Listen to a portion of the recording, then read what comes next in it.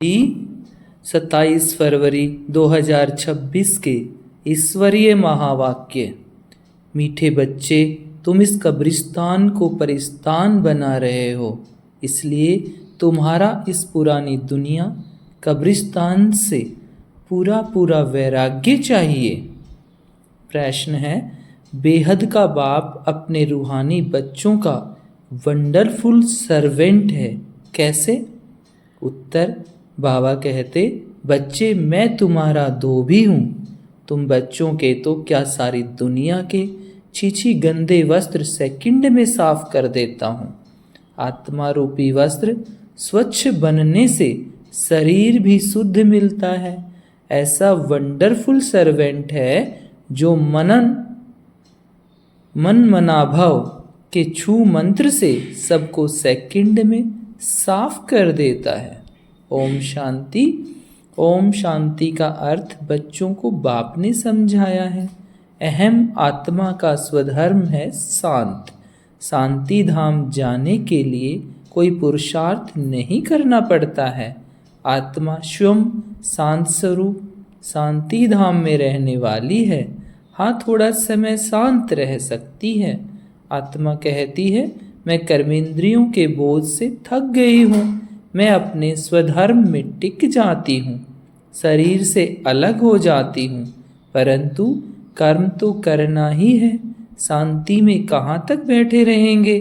आत्मा कहती है, हम शांति देश के रहवासी हैं, सिर्फ यहाँ शरीर में आने से मैं टोकी बना हूँ। अहम आत्मा अविनाशी, मम शरीर है विनाशी। आत्मा पावन और पतित बनती है। सतयुग में 5 तत्व भी सतो प्रधान होते हैं, यहाँ 5 तत्व भी तमो प्रधान है। सोने में खाद पड़ने से सोना पतित बन जाता है, फिर उनको साफ करने के लिए आग में डाला जाता है। इनका नाम ही है योग अग्नि। दुनिया में तो अनेक प्रकार के हठ योग आदि सिखलाते हैं, उनको योग अग्नि नहीं कहा जाता है। योग अग्नि यह है जिससे पाप जलते हैं। आत्मा को पतित से पावन बनाने वाला परमात्मा है। बुलाते हैं, हे पतित पावन आओ। ड्रामा प्लान अनुसार सबको पतित तमो प्रधान बनना ही है। यह झाड़ है, इनका बीज रूप ऊपर में है। बाप को जब बुलाते हैं बुद्धि ऊपर चली जाती है, जिससे तुम वर्षा ले रहे हो जो अब नीचे आया हुआ है। कहते हैं मुझे आना पड़ता है। मनुष्य सृष्टि का जो झाड़ है अनेक वैरायटी धर्मों का, वह अब तमो प्रधान पतित है, जड़ जड़ीभूत अवस्था को पाया हुआ है। बाप बैठ बच्चों को समझाते हैं, सतयुग में देवताएं, कलयुग में है असुर। बाकी असुर और देवताओं की लड़ाई लगी नहीं है। तुम इन आसुरी 5 विकारों पर योग बल से जीत पाते हो। बाकी कोई हिंसक लड़ाई की बात नहीं। तुम कोई भी प्रकार से हिंसा नहीं करते हो, कभी किसको हाथ भी नहीं लगाएंगे। तुम डबल अहिंसक हो। काम कटारी चलाना यह तो सबसे बड़ा पाप है। बाप कहते हैं यह काम कटारी आदि मध्य अंत दुख देती है, विकार में नहीं जाना चाहिए। देवताओं के आगे महिमा गाते हैं ना, आप सर्वगुण संपन्न। आत्मा कहती है हम पतित बने हैं, तब तो बुलाते हैं हे पतित पावन आओ। जब पावन है तब तो कोई बुलाते ही नहीं, उनको स्वर्ग कहा जाता है। यहाँ तो साधु संत आदि कितनी धुन लगाते हैं, हे पतित पावन सीताराम। बाप कहते हैं इस समय सारी दुनिया पतित है, इसमें भी किसका दोष नहीं है, यह ड्रामा बना बनाया है। जब तक मैं आऊं इन्हों को अपना पार्ट बजाना है। ज्ञान और भक्ति, फिर है वैराग्य। पुरानी दुनिया से वैराग्य, यह है बेहद का वैराग्य, उन्हों का है हद का वैराग्य। तुम जानते हो यह पुरानी दुनिया अब खत्म होनी है, नया घर बनाते हैं तो पुराने घर से वैराग्य हो जाता है ना। बेहद का बाप कहते हैं अभी तुमको स्वर्ग रूपी घर बनाकर देता हूँ, अभी तो है नर्क। स्वर्ग है नई दुनिया, नर्क पुरानी दुनिया। अभी पुरानी दुनिया में रह हम नई दुनिया बना रहे हैं। पुराने कब्रिस्तान पर हम परिस्तान बनाएंगे, यही जमुना का कंठा होगा, इस पर महल बनेंगे, यही देहली जमुना नहीं नदी आदि होगी। बाकी यह जो दिखाते हैं पांडवों के किले थे, यह सब है दंत कथाएं। ड्रामा प्लान अनुसार जरूर फिर यह बनेंगे। जैसे तुम यज्ञ तप दान आदि करते आए हो, फिर भी करना होगा। पहले तुम शिव की भक्ति करते हो, फर्स्ट क्लास मंदिर बनाते हो, उसको व्यभिचारी भक्ति कहा जाता है। अभी तुम ज्ञान मार्ग में हो, यह है अव्यभिचारी ज्ञान। एक ही शिव बाबा से तुम सुनते हो, जिसकी पहले पहले तुमने भक्ति शुरू की, उस समय और कोई धर्म होते नहीं, तुम ही होते हो। तुम बहुत सुखी रहते हो। देवता धर्म बहुत सुख देने वाला है, नाम लेने से मुख मीठा हो जाता है। तो तुम एक बाप से ही ज्ञान सुनते हो। आप कहते हैं और कोई से न सुनो, यह है तुम्हारा अव्यभिचारी ज्ञान।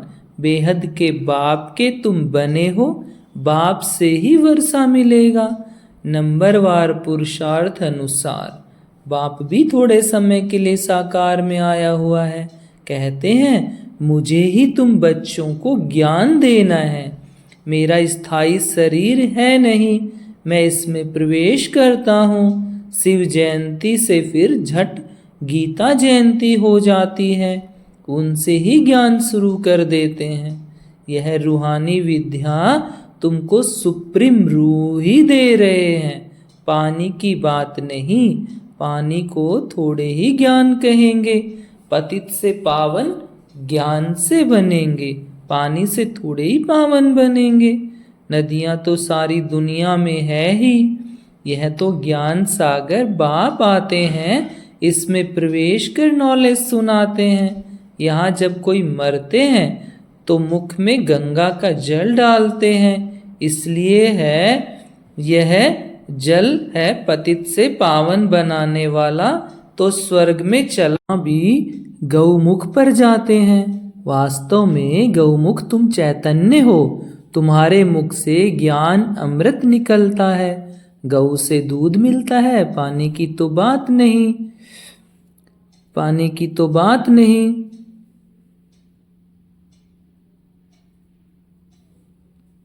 भी तुमको पता पड़ा है, तुम जानते हो ड्रामा में जो एक बार हो गया वह फिर 5000 वर्ष के बाद होगा, हूबहू रिपीट।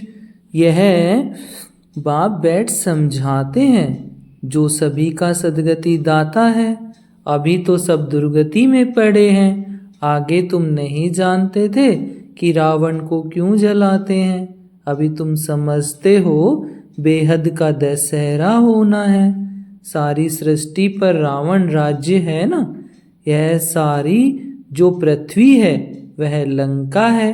रावण कोई हद में नहीं रहता, रावण का राज्य सारी सृष्टि में है।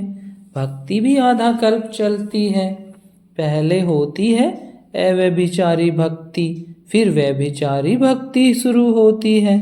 दशहरा, रक्षाबंधन आदि सब अभी के त्योहार हैं। शिव जयंती के बाद होती है श्री कृष्ण जयंती, अभी कृष्णपुरी स्थापन होती है। आज कंसपुरी में है, कल कृष्णपुरी में होंगे। श्री कृष्ण थोड़े ही यहाँ हो सकता है, श्री कृष्ण जन्म लेते ही है सतयुग में। वह है फर्स्ट प्रिंस, स्कूल में पढ़ने जाते हैं, जब वह बड़ा होता है तब गद्दी का मालिक बनता है। बाकी यह रासलीला आदि वह तो आपस में खुशी मनाते होंगे। बाकी श्री कृष्ण किसको बैठ ज्ञान सुनाए, यह हो कैसे सकता। सारी महिमा एक शिव बाबा की है जो पतितों को पावन बनाते हैं। तुम कोई बड़े ऑफिसर्स को समझाओ तो कहेंगे आप राइट कहती हो, परंतु वह और किसी को सुना न सके, उनकी बात कोई सुनेगा नहीं। बीके बना और सब कहेंगे इनको तो जादू लग गया है। बीके का नाम सुना बस समझते हैं यह जादू करती होगी। थोड़ा किसको ज्ञान दो तो कह देते यह बीके जादू लगाती है। बस यह तो सिवाय अपने दादा के और किसको मानती नहीं, भक्ति आदि कुछ नहीं करती। बाबा तो कहते हैं किसको मना नहीं करना है कि भक्ति न करो, आपे ही छूट जाएगी। तुम भक्ति छोड़ते हो, विकार छोड़ते हो, इस पर ही हंगामा होता है। बाबा ने कहा है मैं रुद्र ज्ञान यज्ञ रचता हूँ, इसमें आसुरी संप्रदाय के विघ्न पड़ते हैं।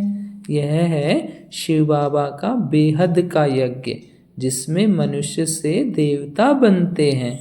गाया हुआ भी है, ज्ञान यज्ञ से विनाश ज्वाला प्रज्वलित हुई, तब पुरानी दुनिया विनाश हो, तब तो तुम नई दुनिया में राज्य करेंगे। मनुष्य कहेंगे हम कहते हैं शांति हो और यह बीके कहती है विनाश हो। बाप समझाते हैं कि यह सारी पुरानी दुनिया इस ज्ञान यज्ञ में स्वाहा हो जाएगी। इस पुरानी दुनिया को आग लगनी है, नेचुरल कैलेमिटीज भी आएंगी, विनाश तो होना ही है। सरसों मुहाफिक सब मनुष्य पीसकर खत्म हो जाएंगे, बाकी आत्माएं बच जाएंगी। यह तो कोई भी समझ सकते हैं। आत्मा अविनाशी है। अभी यह बेहद की होलिका होनी है जिसमें शरीर सब खत्म हो जाएंगे, बाकी आत्माएं पवित्र बन चली जाएंगी। आग में चीज शुद्ध होती है ना, हवन करते हैं शुद्धता के लिए, वह सब है जिस्मानी बातें। अभी तो सारी दुनिया स्वाहा होनी है, विनाश के पहले जरूर स्थापना हो जानी चाहिए। किसको भी समझाओ तो पहले बोलो स्थापना फिर विनाश। ब्रह्मा द्वारा स्थापना, प्रजापिता तो मशहूर है ना, आदि देव और आदि देवी। जगत अम्बा के भी लाखों मंदिर हैं, कितने मेले लगते हैं। तुम हो जगत अम्बा के बच्चे, ज्ञान ज्ञानेश्वरी, फिर बनेंगे राज राजेश्वरी। तुम बहुत धनवान बनते हो, फिर भक्ति मार्ग में लक्ष्मी से दीपमाला पर विनाशी धन मांगते हैं। यहाँ तो सब कुछ मिल जाता है। आयुष्मान भव पुत्रवान भव। तुम जानते हो हमारी आयु 150 वर्ष की रहती है। बाप कहते हैं जितना योग लगाएंगे उतना आयु बढ़ती रहेगी। तुम ईश्वर से योग लगाकर योगेश्वर बनते हो। मनुष्य तो है भोगेश्वर, कहा भी जाता है विकारी, मूत पलीती कपड़ धोए। बाप कहते हैं मुझे धोबी भी कहते हैं, मैं सब आत्माओं को आकर साफ करता हूँ, फिर शरीर भी नया शुद्ध मिलेगा। बाप कहते हैं मैं सेकंड में सारी दुनिया के कपड़े साफ कर लेता हूँ। सिर्फ मन मनाभाव होने से आत्मा और शरीर पवित्र बन जाएंगे। छू मंत्र है ना, सेकंड में जीवन मुक्ति, कितना सहज उपाय है। बाप को याद करो तो पावन बन जाएंगे। चलते फिरते सिर्फ बाप को याद करो, और कोई जरा भी तकलीफ तुमको नहीं देता हूँ, सिर्फ याद करना है। अभी तुम्हारी एक एक सेकंड में चढ़ती कला होती है। बाप कहते हैं मैं तुम बच्चों का सर्वेंट बनाया हूँ, तुमने बुलाया ही है, हे पतित पावनाओ, आकर हमको पावन बनाओ। अच्छा बच्चे, आया हूँ तो सर्वेंट हुआ ना। जब तुम बहुत पतित बने हो तो जब भी जोर से चिल्लाते हो, मैं आया हूँ, मैं कल्प कल्प आकर तुम बच्चों को यह मंत्र देता हूँ, मुझे याद करो तो तुम पावन बन जाएंगे। मन मनाभव का अर्थ भी है मन मनाभव मध्याजी भव, अर्थात बाप को याद करो तो विष्णुपुरी के मालिक बनेंगे। तुम आए ही हो विष्णुपुरी का राज्य लेने। रावणपुरी के बाद है विष्णुपुरी, कंसपुरी के बाद कृष्णपुरी। कितना सहज समझाया जाता है। बाप कहते हैं, इस पुरानी दुनिया से ममत्व मिटा दो। अभी हमने 84 जन्म पूरे किए हैं। यह पुराना चोला छोड़कर हम जाएंगे नई दुनिया में। याद से ही तुम्हारे पाप कटते जाएंगे। इतनी हिम्मत करनी चाहिए। वह तो ब्रह्मा को याद करते हैं, समझते हैं ब्रह्मा में लीन हो जाएंगे, परंतु ब्रह्मा तो है रहने का स्थान। वो लोग तपस्या में बैठ जाते हैं। बस हम ब्रह्मा में जाकर लीन हो जाएंगे, परंतु वापस तो कोई जा नहीं सकते। ब्रह्मा से योग लगाने से पावन तो बनेंगे नहीं, एक भी जा न सके। पुनर्जन्म तो लेना ही है। बाप आकर सच बतलाते हैं। सचखंड सच्चा बाप स्थापन करते हैं। रावण आकर झूठ खंड बनाते हैं। अभी यह है संगम युग। इसमें तुम उत्तम से उत्तम बनते हो, इसलिए इनको पुरुषोत्तम कहा जाता है। तुम कोड़ी से हीरे जैसा बनते हो। यह है बेहद की बात। उत्तम से उत्तम मनुष्य है देवताएं। तो अभी पुरुषोत्तम संगम युग पर तुम बैठे हो। तुमको पुरुषोत्तम बनाने वाला है ऊंचते ऊंच बाप। ऊंचते ऊंच स्वर्ग का वर्षा तुमको देते हैं, फिर यह तुम भूलते क्यों हो? बाप कहते हैं मुझे याद करो। बच्चे कहते हैं बाबा कृपा करो तो हम भूले नहीं। यह कैसे हो सकता? बाबा के डायरेक्शन पर चलना है ना। बाप कहते हैं मुझे याद करो तो तुम पतित से पावन बन जाएंगे। राय पर चलो ना। बाकी आशीर्वाद क्या करूं? अच्छा, मीठे मीठे सकिल देह बच्चों प्रति माता पिता बाप दादा का याद प्यार और गुड मॉर्निंग। रूहानी बाप की रूहानी बच्चों को नमस्ते, और हम रूहानी बच्चों की रूहानी माता पिता और बाप दादा को नमस्ते बाबा नमस्ते। धारणा के लिए मुख्य सार है, बाप के हर डायरेक्शन पर चलकर स्वयं को कोड़ी से हीरे जैसा बनाना है। एक बाप की याद में रह स्वयं के वस्त्रों को स्वच्छ बनाना है। अब नए घर में चलना है, इसलिए इस पुराने घर से बेहद का वैराग्य रखना है। नशा रहे कि इस पुराने कब्रिस्तान पर हम परिस्तान बनाएंगे।